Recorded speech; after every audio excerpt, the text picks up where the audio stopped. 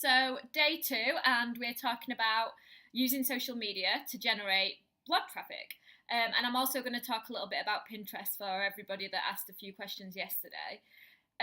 So, I'll start off like just generally. So, social media is such an amazing tool to get people to follow your blog or to look at things on your blog.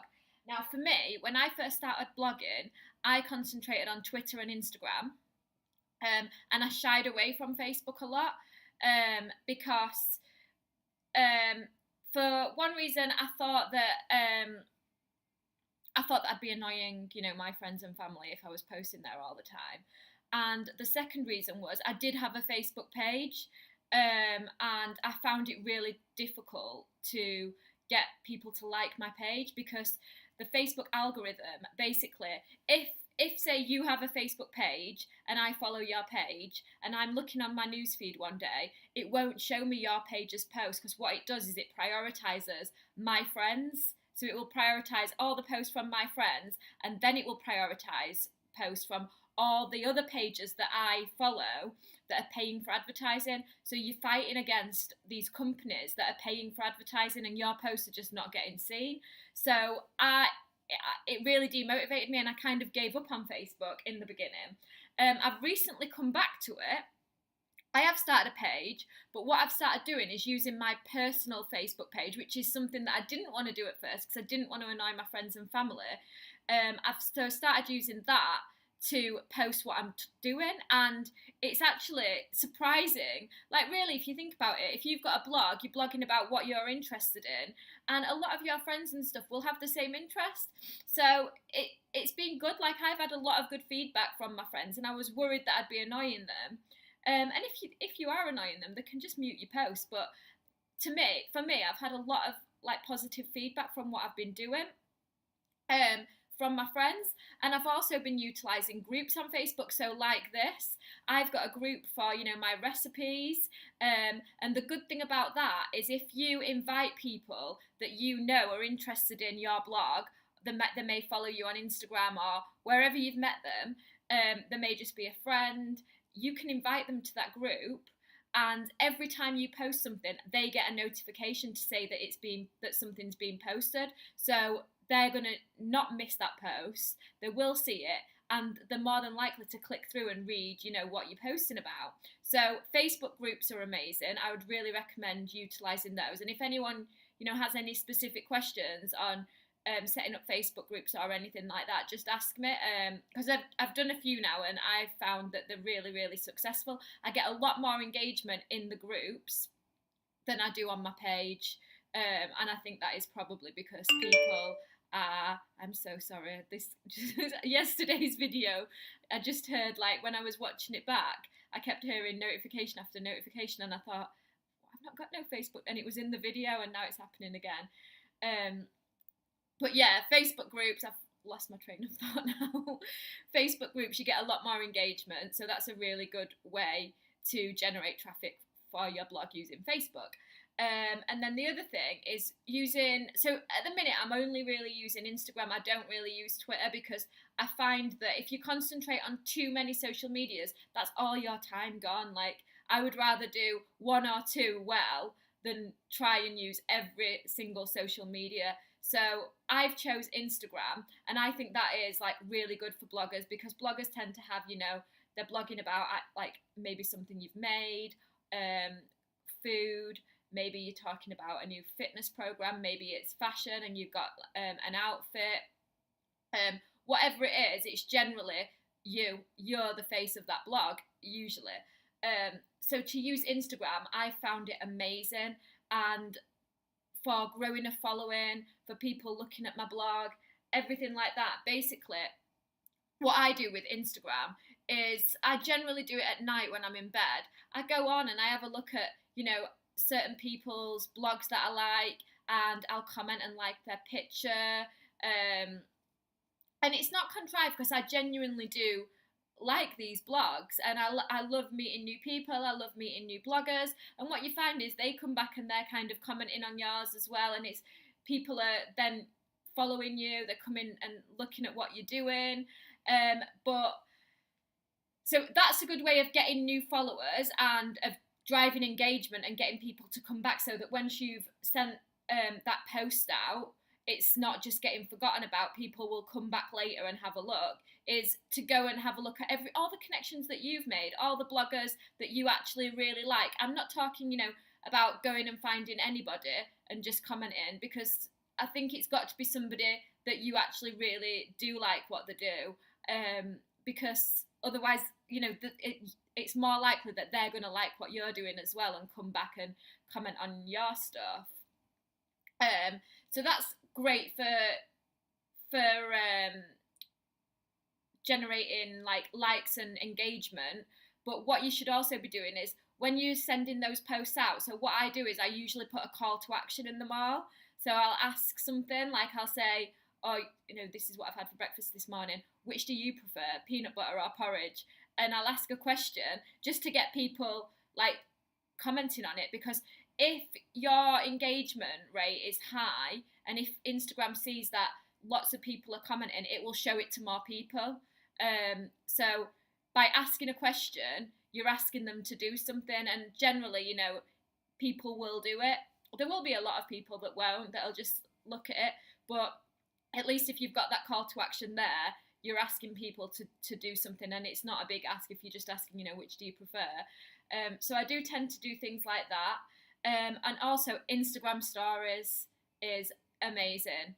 The amount of people that reply to my Instagram story is it just keeps growing and growing. And I think how I use mine is, I'm just myself. It's not all about my blog or anything like that. I will post silly videos of me that show my personality, and you'll find that there'll be other people that'll relate to that because they're following you because they like you. So if they're seeing the real you, what was it that I did? Oh, the other week I posted a video that my flatmate has got a massive cardboard cutout of David Platt in a bedroom, and it scared me. And I posted a video about that, and the amount of people that came back, and then I posted another one a few days later that were all real things that are happening to me on that day. And I posted one about I'd been on the phone to my sister, and I was doing my hair at the time, and I noticed loads of grey hairs, and I had a breakdown on the phone and was like, oh my god, man, and my sister was like, I've got so many grey hairs, it's just appeared overnight. And I was nearly crying, and then I put the phone down and realised that there was a tub of dry shampoo on the floor, and I'd put dry shampoo in 10 minutes before and forgotten about it. So I posted a little video because I thought it was funny and put it on my Instagram, and the amount of people that responded was just amazing. I couldn't believe it, and it was just great. And it's because people genuinely they find it funny, and they like to see you as a person. It's not just about what you're posting. Obviously I'm a social media manager, and what I say to all my clients, which I think is it's the same for bloggers as well, is when you're doing social media, is nobody's going to buy from you or come to you if all you're doing is self-promoting your blog, your products that you're selling. What you have to do is who are your target market? If you're a blogger, it's generally people that have got the same interests as you. So what I do is I think, right, I've got to give, and then you take. So then the amount of things that you give to people, useful information that they're going to find interesting, funny things, then they'll start to come onto your blog. So using Instagram every day for me has been great. The more that I use it, I generally try and post one post a day, and then I use my stories throughout the day, and a lot of my stories are just general things that I'm doing. It could be, if I'm cooking a recipe, then I will film it and put it on my story. If I'm just going to a meeting, I might do a little video about that. I don't know, whatever it is I'm doing that day, I'll utilise my Instagram stories. And then let's quickly go on to Pinterest. So I am forgetting now what everyone was asking about Pinterest. Let me just check. So yeah, to using Pinterest and to make graphics, I would use Canva. Canva is absolutely amazing. So I think I showed you that yesterday. You should be able to go on there. You can do like a poster graphic. I don't think that there's a specific one for Pinterest posts, but you can use any size. Generally, the bigger the graphic, the better that they do. So infographics again work really well on Pinterest, and you can link it to your blog. What I might do now is show you my screen, and then we'll do it that way so I can show you what I'm doing. So Pinterest, I'm conscious I don't want this video to be too long, but I'll just take you through a few quick things for Pinterest for everyone that's asked. So what you can do with Pinterest is to upload a pin. This is my Pinterest, so you can go on, I've clicked on pins up there, and it'll take you to all the pins that you've put on your profile. To add a new one, you just click this button, and you can either select from the web or from your device. Now, if you're uploading a photo that's not on your blog, you would go to this your device one. I think 9 times out of the 10, it would be from the web. So you put in your blog address. So let me get up my blog and find a recipe. So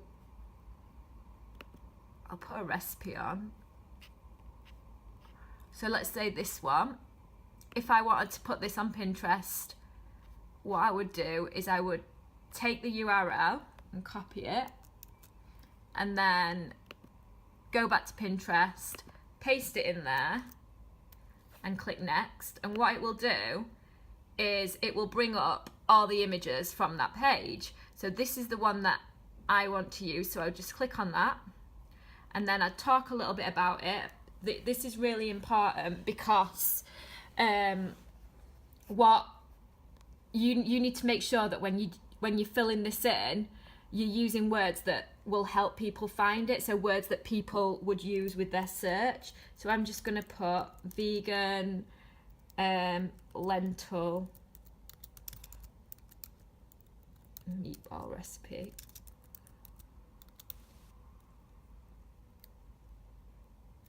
God, I can't spell. It's because I'm holding my phone with one hand with cauliflower mash.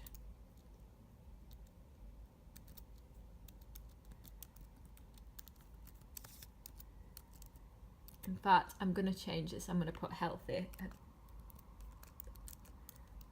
Just in case anyone's searching for healthy recipe. And then you select what boards that you want it to go in. So I am just going to put this in dinner recipes. And then you can either see it now or close, but let's go to see it now and I'll show you what happens. So it'll take you to this. It says there where it's saved from.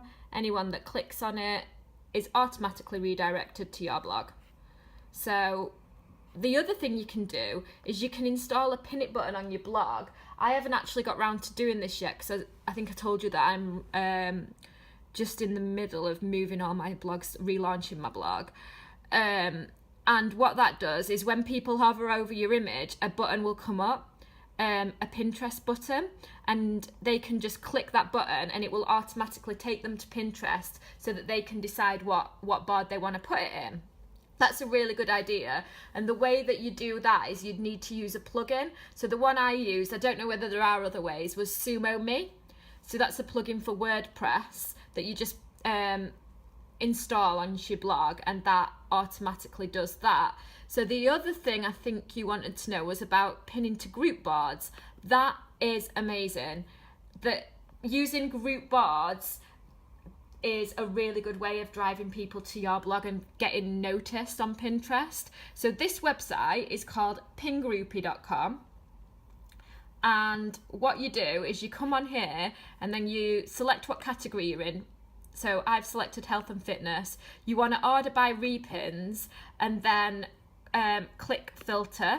And what it will do is it will show you a list of groups that allow collaborators that you can add your pin to. So what I'd do is I'd look for, you want to look at the title of some of the groups and see if you can find any that you think would be relevant to you. So say this healthy living one, it has got 4,201 pins in there and 92 collaborators. So that's quite a lot of collaborators. So you know they're probably going to be more likely to let you join them. And what you do is you click on this here, which will take you to the creator of that board's profile. So you can contact them. So you can send them a message and say, well, first of all, you want to have a look at the board and make sure that the things in there are relevant to your blog. And then you can send them a message and ask if they'll add you as a contributor. And then you can pin your things in there as well. And obviously, because there's a lot of people following that board, that is just such a great way of getting people to see your blog. And then I think the only other question that people had was about images. I would recommend using Canva to create images. If you want like infographics and things like that, work really well on Pinterest, and you generally find that long and large images work better, as in people are more likely to repin and like your pins. My internet is being so slow. I was going to show you what I meant by the larger images, but I just mean like the infographic type posts. So I hope that's been helpful. If I've missed anything, or if you need any more help, just send me a message and I will try and answer your questions.